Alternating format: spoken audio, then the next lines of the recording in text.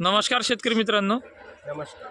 आज आपण दीनदयाल सेवा प्रतिष्ठान यवतमाळ प्रबोधिनी येथे आलेलो आणि बन्सी गव्हाची इथे पेरणी झालेली आहे. त्या बन्सी गव्हाविषयी श्री शरदजी माहुरे हे आता आपल्याला सविस्तर माहिती देतील आणि त्यांच्यासोबत सहभागी आहे संदीप भाऊ अरसोड, हे आपले दीनदयाल सेवा प्रतिष्ठानचेच कार्यकर्ते आहे. तसेच सोबत सर्व कार्यकर्ते बंधू.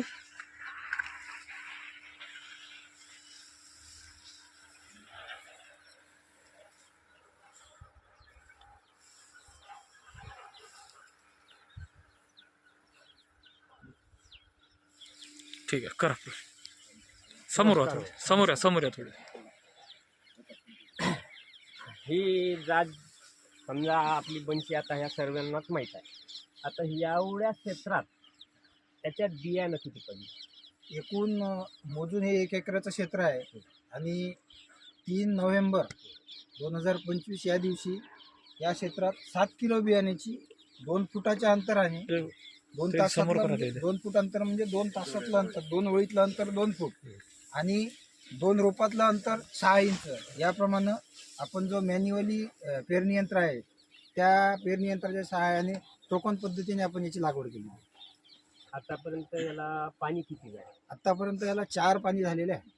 स्प्रिंकलरद्वारे आहे का खालून? नाही, खालून पाणी आपण 2 पाणी जे आहे हे खालून दिले आहे आणि 2 जे पाणी आहे हे 2 पाणी आपण याच्यात आपलं ड्रीपची व्यवस्था आहे आणि ड्रीपने आपण याच्यात 2 पाणी दिले.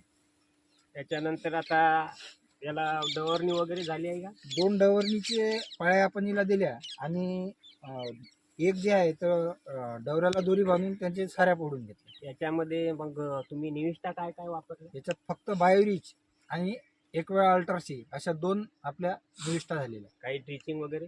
काही ड्रिंचिंग नाही झालं, काहीच नाही. फक्त दुसऱ्या याच्यात आपण जे अल्ट्रासी बायोरिच आणि त्याच्यासोबत धान्याची स्लरी हे सोडली. नेमका म्हणजे या गव्हाचा कालावधी किती दिवसाचा आहे? साधारणतः आपला जो गहू आहे ज्याला आपण हायब्रिड वन म्हणतो त्याच्यापेक्षा एक 10 ते 15 दिवसांना याचा कालावधी जास्त आहे. याच्यामध्ये हे जे आपण आता उंबई पाहू राहिले, आता काही शेतकऱ्याचं म्हणणं आहे का उंबई लहान आहे, याच्यामध्ये समजा याच्यात आता भेसळ आहे, ही लंबी दिसते आपल्याला, पण याच्यात आणि याच्यात फरक काय आहे? आपण याचे जर आपण हे केलं, याचे जर दाणे मोजले तर याच्या गव्हाच्या ज्या दाण्याची हे आहे हे 2 ओळीतच येते, म्हणजे ज्याची विण आपण त्याला म्हणतो ही 2 ओळीत, आणि याचं पाहिलं तर आपण पातळ आहे, मधात याच्यात गॅप आहे.